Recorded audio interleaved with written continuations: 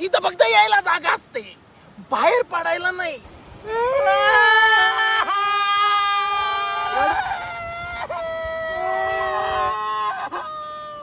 रडू नको. Captain jack sparrow स्वतः अडकलेला तुमच्या सोबत, म्हणजे तुम्हाला घाबरायचं कारण नाही. त्यामुळे कॅप्टन ठरवीन एंडोकोंडाच्या बोचातून बाहेर पडायचं का तोंडातून बाहेर पडायचं. तुम्ही फक्त माझी साथ द्या. तुम्ही जसं वाटत करतो कॅप्टन जॅक स्पॅरो.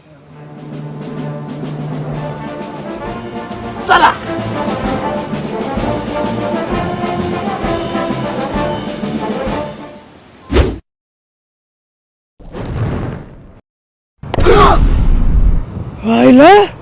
रेती चांगलीच तापली. हा ना राव, कागद टाकले पेटलाय. या रेतीवर आपल्याला शेती करावी लागेल. या रेतीवर कोणी शेती